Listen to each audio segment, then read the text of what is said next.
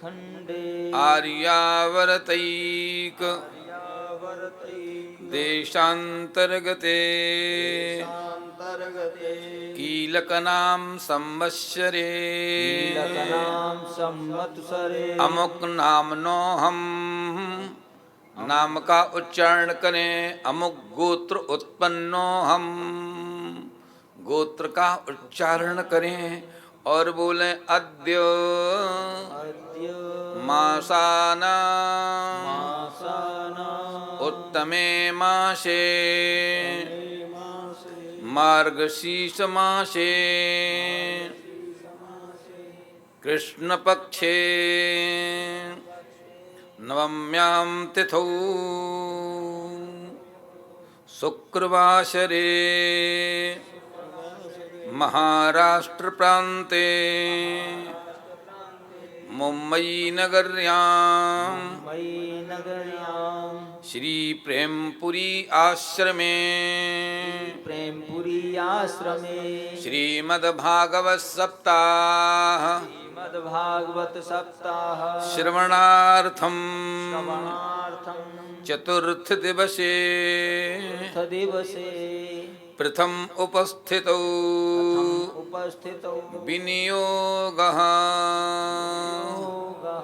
अनेन श्रीमद्भागवत सप्ताह श्रवणेन माम धर्मः अर्थः कामः मोक्षः फलानां प्राप्तिः अस्तु।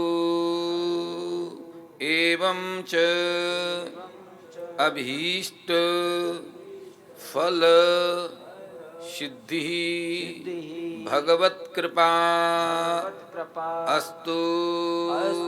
श्री कृष्ण परमात्मा देवता प्रियंताम इति। भगवान के पावन पुनीत पादारविंद में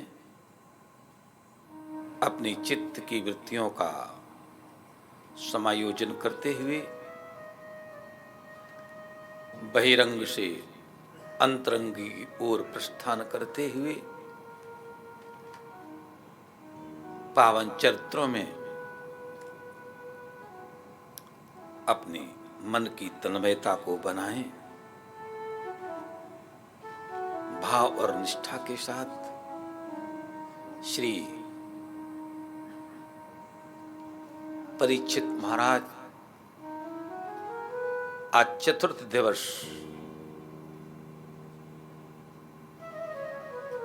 की पावन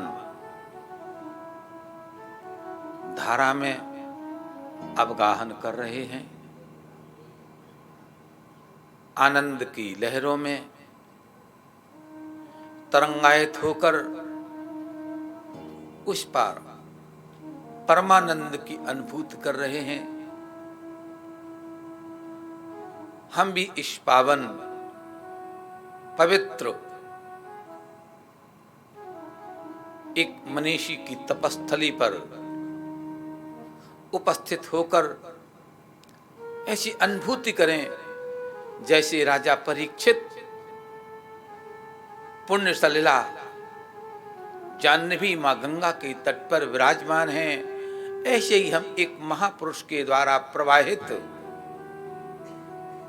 इस ज्ञान गंगा के तट पर बैठकर उसकी तरंगों में तरंगायित होकर हम उस आनंद की अनुभूति कर रहे हैं।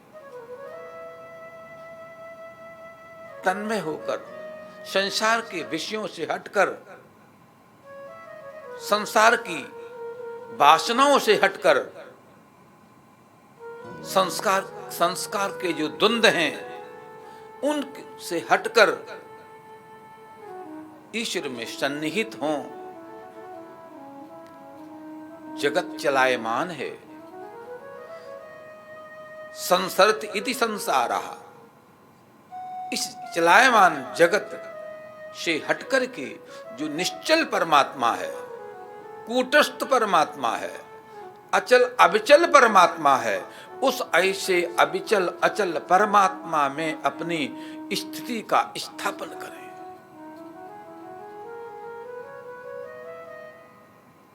परमात्मा सभी जीवों को समदृष्टि से देखता है।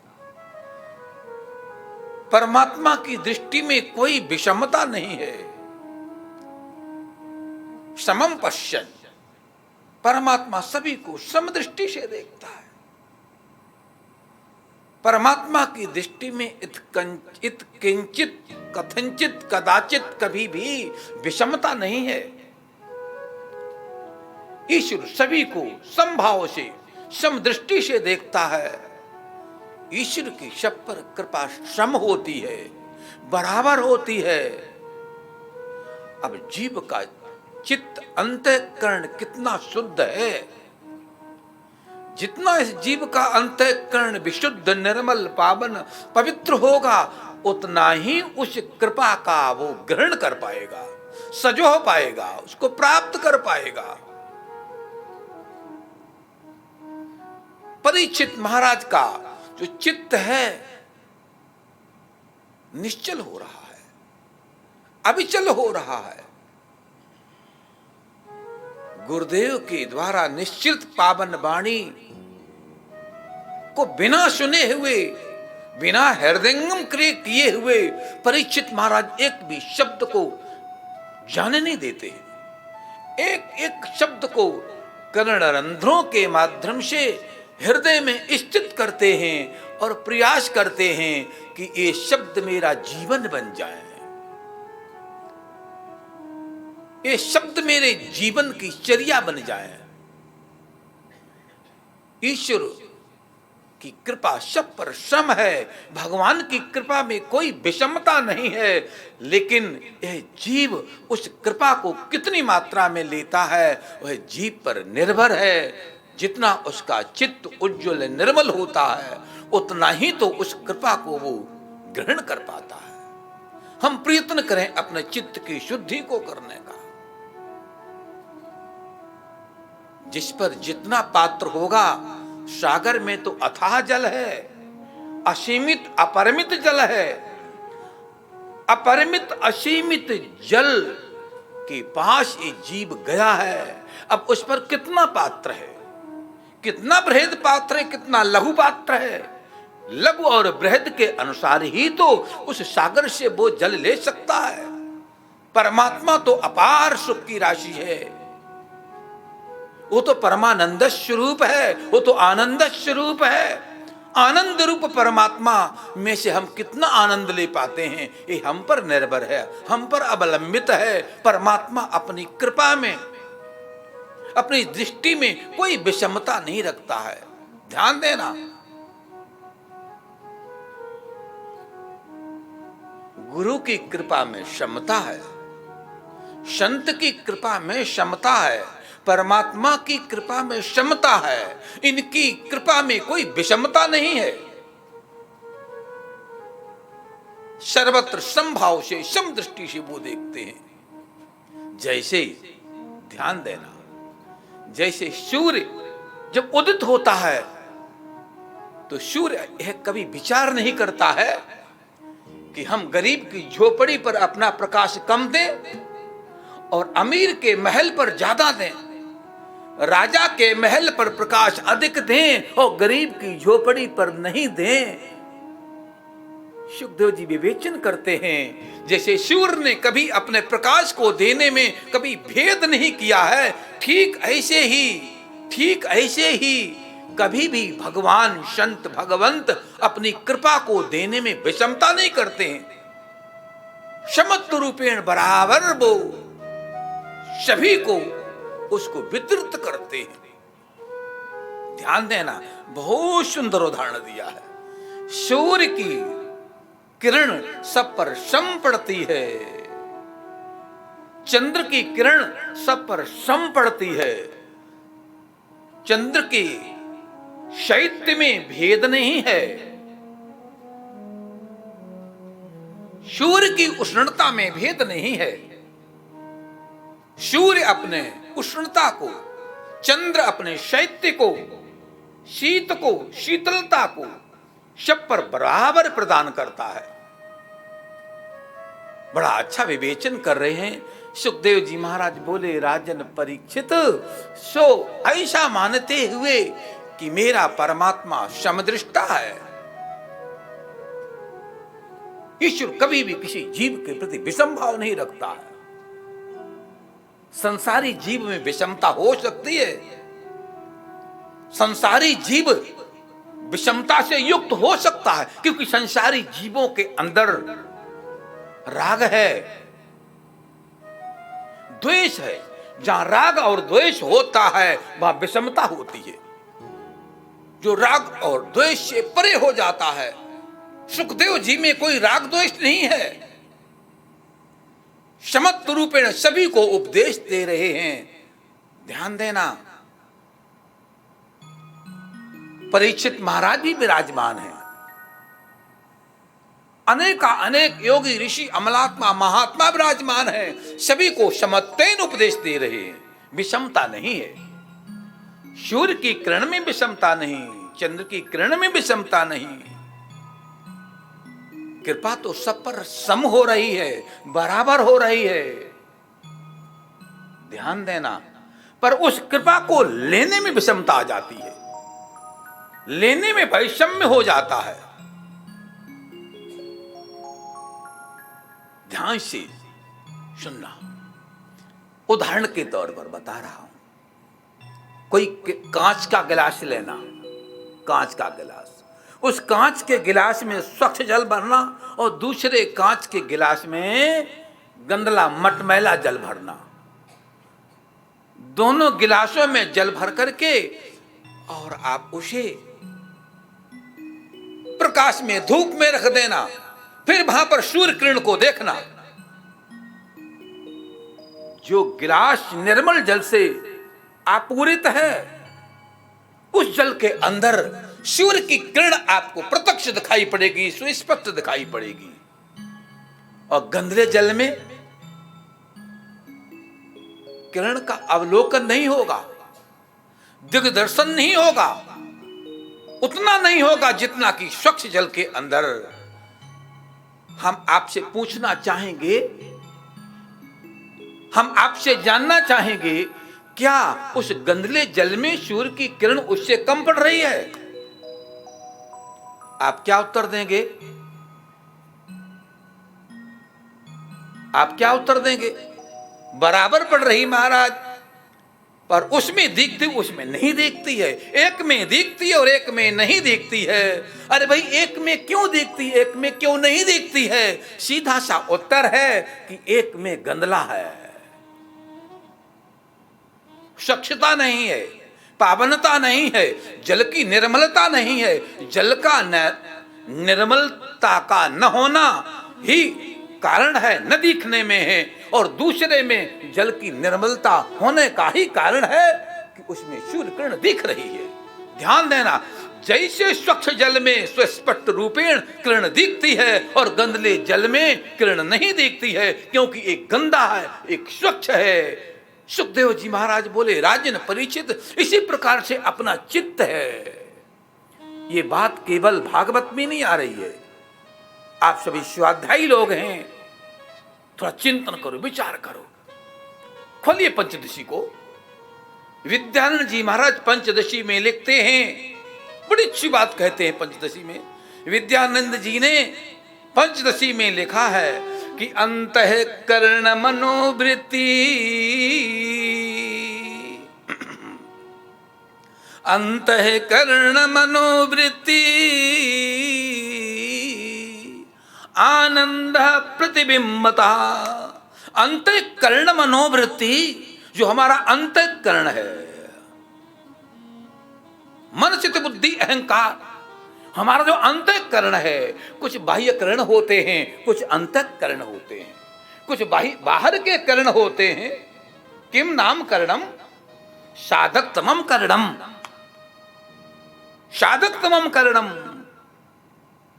जिनके माध्यम से हम कुछ उपलब्धि करें उन्हें कर्ण कहते हैं। ध्यान देना, बाह्य करण हमारी कर्मेंद्रियां बाह्य करण है, आंख नाक कान मुंह आदि आदि। चार हमारे अंतःकरण, मन चित्त बुद्धि अहंकार है, अंतःकरण है। विद्यानंद जी महाराज ने कहा अंतःकरण मनोवृत्ति। जब अंतःकरण की वृत्ति उज्जवल साफ स्वच्छ निर्मल हो जाती है, इतना ही नहीं, थोड़ा और आगे बढ़िए। चैतन्य चरितावली में चैतन्य महाप्रभु जी लिखते हैं, चैतन्य महाप्रभु जी लिखते हैं कि चेतो दर्पण मार्जनम, सुनो ध्यान से, चेतो दर्पण मार्जनम भव महादाबाग्निर्वापणम। चेतो दर्पण मार्जनम, चित्त रूपी दर्पण का जब मार्जन कर लोगे, चित्त रूपी दर्पण जब मल जाएगा, साफ हो जाएगा, तब चित्त रूपी दर्पण के मलने से, स्वच्छ होने से चैतन्य महाप्रभु जी बोले, फिर जैसे आपको सुस्पष्ट दर्पण के अंदर मुख दिखता है, ऐसे ही तुमको हृदय में भगवान दिखेंगे, भगवान दिखेंगे।